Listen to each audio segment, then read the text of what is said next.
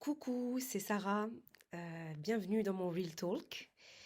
Je suis contente de reprendre le podcast pour un nouvel épisode depuis les 2 ou 3 semaines qui se sont écoulées.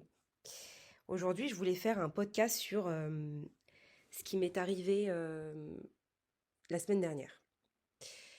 Je dirais que le titre de la semaine dernière, s'il devait y avoir un thème, c'était le conflit de loyauté.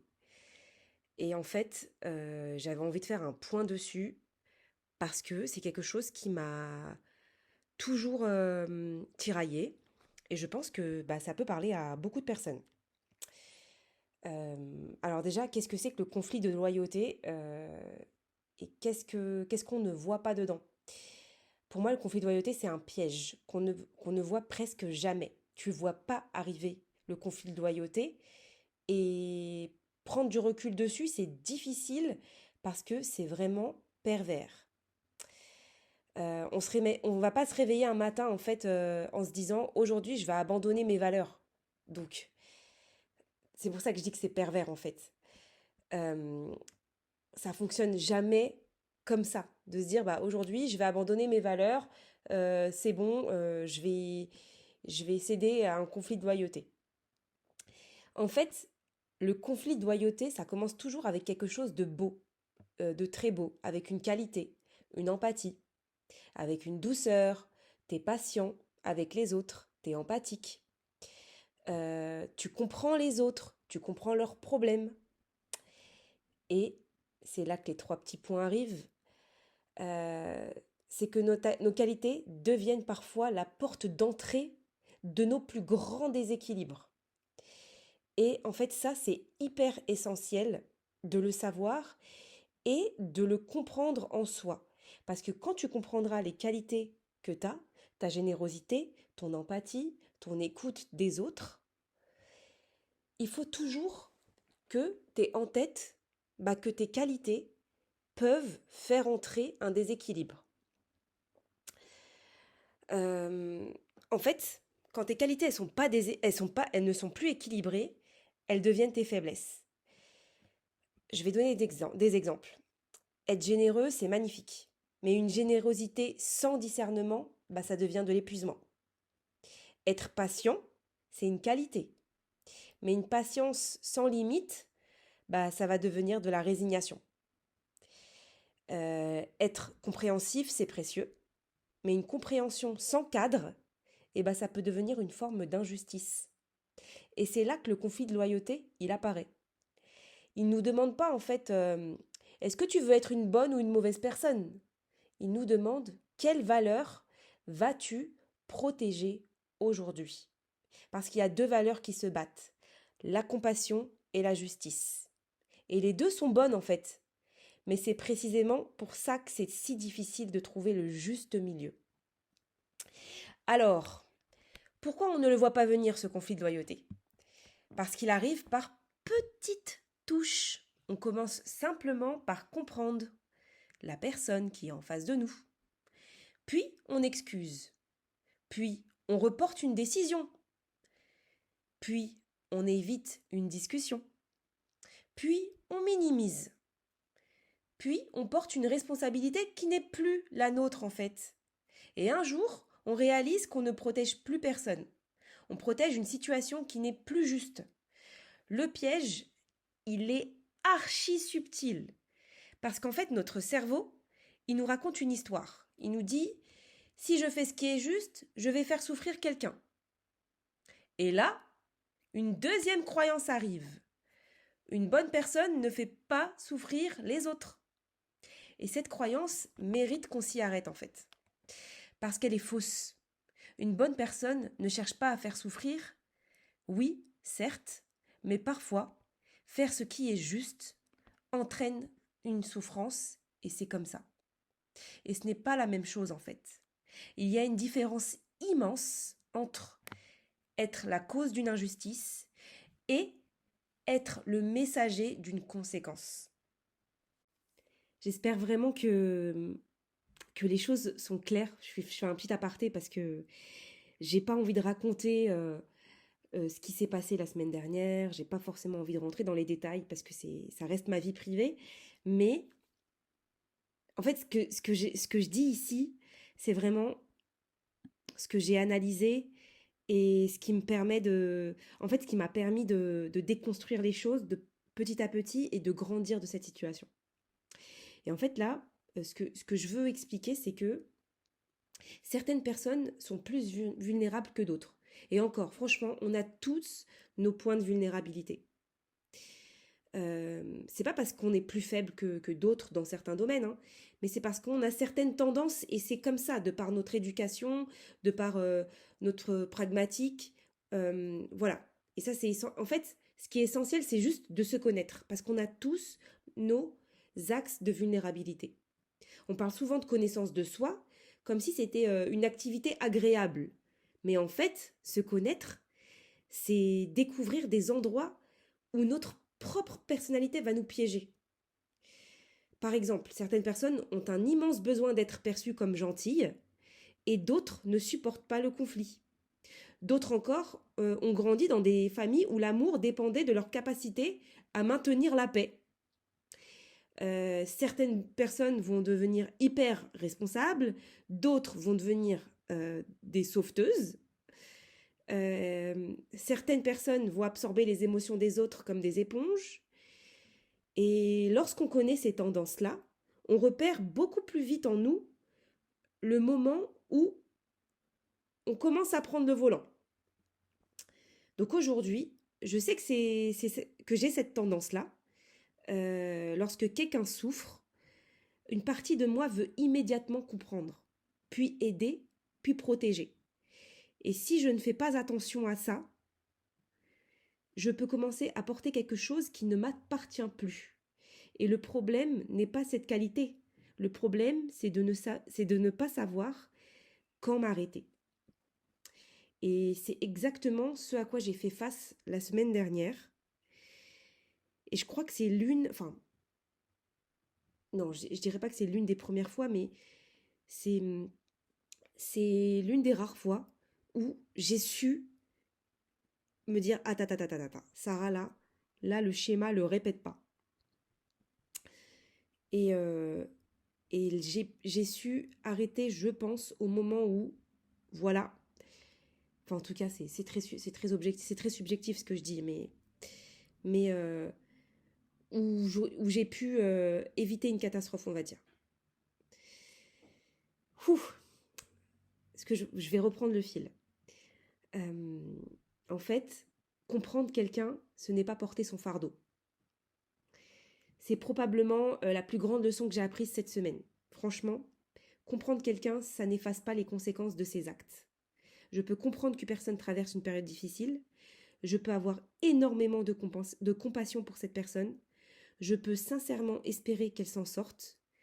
Mais tout cela ne change pas une réalité. Chaque personne reste responsable de ses choix. Je crois qu'on confond souvent ces trois mots. Comprendre, excuser et porter. Comprendre, c'est regarder avec humanité. Excuser, c'est parfois retirer toute responsabilité. Porter, c'est commencer à vivre les conséquences à la place de l'autre. Et c'est souvent là que notre énergie disparaît. Parce qu'on essaie de résoudre des problèmes qui ne nous appartiennent pas. Et en fait, c'est con, mais l'humain met souvent les choses dans des cases. Et voilà, c'est ça que je veux faire comprendre, c'est que la justesse, ce n'est pas de la méchanceté. On aime trop mettre les choses dans des cases. Si je suis douce, je suis gentille. Si je suis ferme, je suis dure. Comme si la fermeté et la bienveillance, c'était incompatible. Mais non. Non. La vie est beaucoup plus nuancée que ça. La justesse, ce n'est pas être froide. La justesse, ce n'est pas être agressif. La justesse, ce n'est pas être punitif. La justesse, ça consiste simplement à donner à chaque chose sa juste place. Parfois, la décision juste sera douce, mais parfois, la décision juste, elle sera difficile, et c'est comme ça. ce n'est pas parce qu'elle est difficile qu'elle devient injuste. Je crois que c'est une confusion que beaucoup d'entre nous entretiennent, dont moi, et on confond souvent cette décision fait souffrir quelqu'un avec cette décision est mauvaise. Et c'est deux choses complètement différentes. Une conséquence douloureuse n'est pas forcément une injustice. Et franchement, dans une éducation arabe comme j'ai eu, c'est putain de difficile de se le dire. Vraiment. Parce que on porte forcément la douleur de l'autre et on se dit que c'est de notre faute. Donc, j'aimerais remettre la mosquée au milieu du village et en revenir à l'islam. Qu'est-ce que l'islam m'apprend? C'est ici, et en fait c'est là que la foi, elle m'aide vraiment, parce que l'islam, ça te remet dans le droit chemin. L'islam ne nous demande pas simplement d'être gentil en fait, il nous demande d'être juste, et ce n'est pas toujours la même chose. Allah dit dans Surat An-Nisa, verset 135, « Ô vous qui avez cru, soyez stricts dans l'équité, témoins pour Allah, même contre vous-même, vos parents ou vos proches. » Et en fait, ce verset-là, il est bouleversant. Parce qu'Allah ne dit pas « soyez juste quand c'est facile ». Il dit même contre vous-même, même contre vos proches. Autrement dit, l'amour ne doit jamais faire disparaître la justice. Et à l'inverse, Allah dit aussi dans Surat Al-Maïda, verset 8, que la haine pour un peuple ne vous incite pas à être injuste. Soyez juste, cela est plus proche de la piété. Et ça, c'est un équilibre de ouf à avoir, un équilibre extraordinaire, toujours à maintenir et qui est un djihad de tous les jours. L'amour ne doit pas nous rendre injustes. La colère ne doit pas non plus nous rendre injustes. Notre boussole ne doit pas être notre affection, ni notre agacement, mais notre boussole doit être la justesse. Et je vais vous donner des exemples de la vie de tous les jours parce que j'ai pas forcément envie de donner mon exemple qui m'est arrivé personnellement. Mais je vais vous donner un exemple qui me parle parce que j'ai été aussi dans cette posture-là. Imaginez une sœur qui, à chaque repas de famille, reçoit des remarques humiliantes. On lui coupe la parole, on se moque d'elle, on se moque de ses choix parce qu'en fait c'est la plus petite. On minimise ce qu'elle ressent. Et elle se tait parce qu'elle a toujours eu cette place de la petite sœur, de la petite fille, de celle, de la petite de la famille dans le repas qui essaye de dire quelque chose mais on lui donne pas l'heure. Et en fait, elle se tait. Elle se tait pourquoi? Parce qu'elle ne veut pas faire d'histoire. Et à force de préserver la paix extérieure, elle détruit sa paix intérieure. On va donner un autre exemple. Imagine un ami qui te demande toujours de l'argent. À chaque fois, il promet que c'est la dernière fois. Tu connais ses difficultés, tu veux être présent pour lui, mais tu remarques qu'il ne change jamais sa manière de gérer ses finances. À quel moment aider devient-il entretenir un fonctionnement qui lui évite d'assumer ses choix? Est-ce que tu comprends ce que je veux dire? Je vais la refaire. À quel moment aider devient-il entretenir un fonctionnement qui lui évite d'assumer ses choix? Tu le vois là, le conflit de loyauté entre aider un ami, entretenir quelque chose qui lui évite d'assumer ses choix. Et tu vois, quand je parlais tout à l'heure de conséquences qu'on va confondre avec de l'injustice, non. Arrêter les choses, c'est lui permettre à lui de faire face à son propre mur et de prendre sa posture de responsabilité parce que là, il te la confie à toi. Enfin, on peut prendre un exemple du couple. Un couple où l'un des deux demande pardon à chaque dispute. Les mots, c'est beau, les larmes, c'est sincère, mais les comportements ne changent pas. Le pardon, il est précieux, oui, mais le pardon, il n'efface pas la nécessité de te responsabiliser face à tes actions.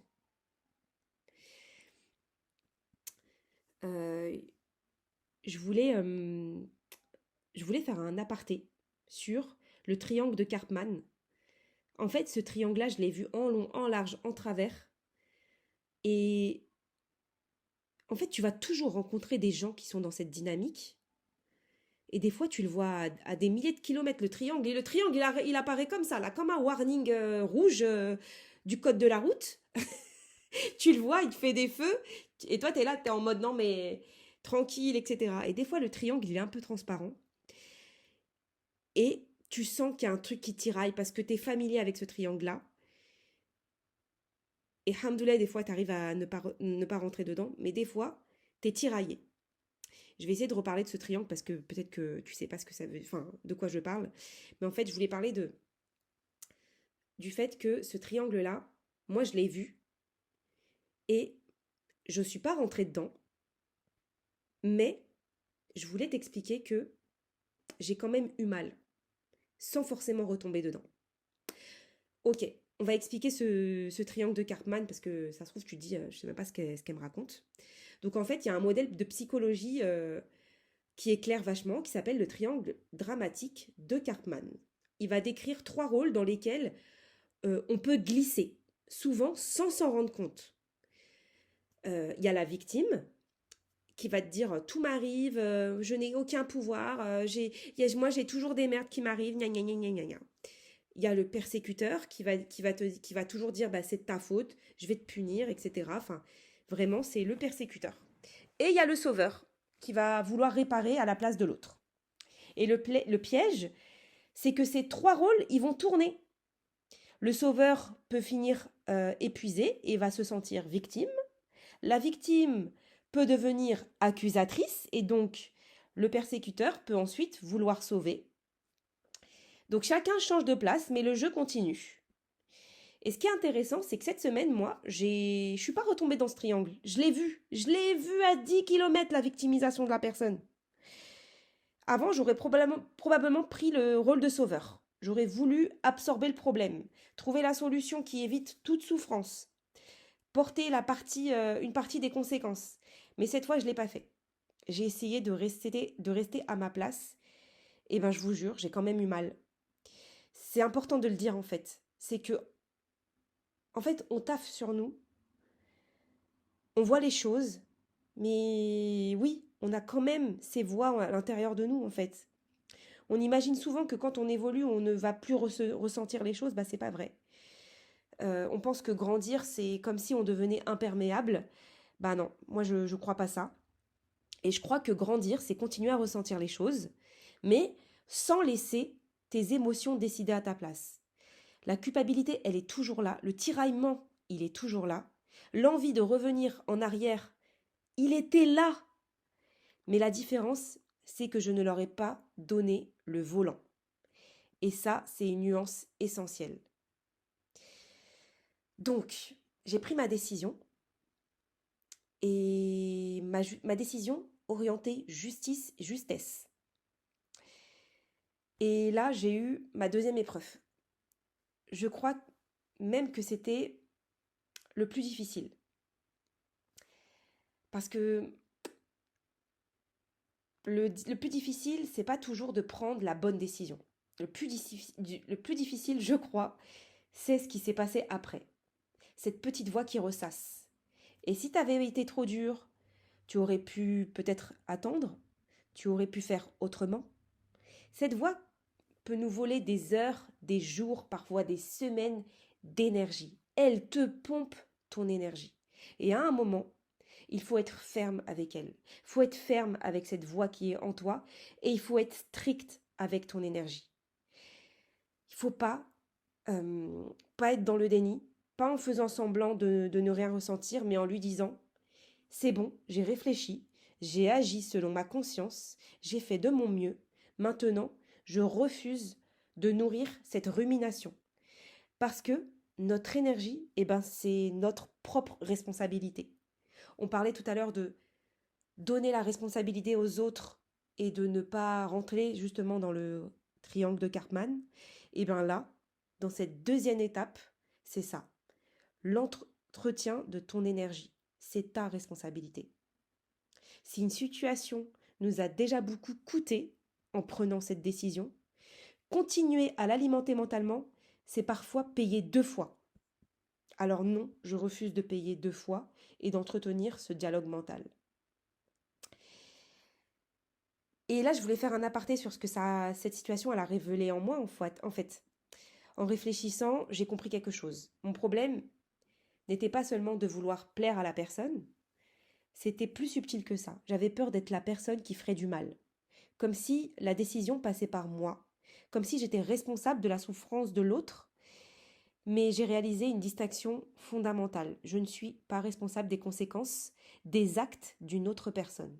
Je suis responsable de la justesse de mes propres actes. Et ça, c'est pas la même chose. Si quelqu'un subit les conséquences de ses choix, ce n'est pas moi qui ai les clés. Je ne fais que prendre une décision juste face à une situation donnée.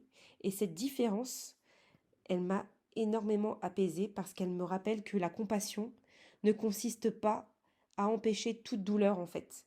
Elle consiste à agir avec droiture, sans cruauté, sans orgueil, sans plaisir à voir l'autre souffrir. Mais la douleur peut parfois être la conséquence d'une vérité. Ce n'est pas pour autant que la vérité est une violence. Voilà. C'était mon épisode sur le conflit de loyauté, qui n'est pas un combat entre le bien et le mal, mais qui est souvent un combat entre deux choses qui sont belles, la compassion et la justice. Mais quand ces deux valeurs semblent s'opposer, j'ai envie d'apprendre à me poser une question simple. Quelle est la décision la plus juste, la plus confortable? Et si cette décision est prise avec une intention sincère, avec de l'humilité, avec de la miséricorde, avec le souci de ne pas être injuste, alors je peux accepter que tout le monde ne la comprenne pas. Parce qu'au fond, je ne cherche plus à être la personne qui plaît à tout le monde. J'essaie simplement d'être une personne qui peut, le soir, se regarder avec honnêteté et espérer qu'Allah soit satisfait de l'intention avec laquelle j'ai agi. Je pense que c'est ça la vraie paix intérieure. Non pas ne plus ressentir de conflit, mais apprendre à ne plus trahir sa conscience quand on sait au fond de soi ce qui est juste. Voilà, j'espère que cet épisode t'a plu. J'essaierai d'être plus régulière dans mes épisodes. Petit clin d'œil à un certain groupe d'amis. Euh, et, euh, et voilà, j'espère que si ça t'a plu, n'hésite pas à commenter. Ça va me donner un peu plus de force. Merci à toi. À plus.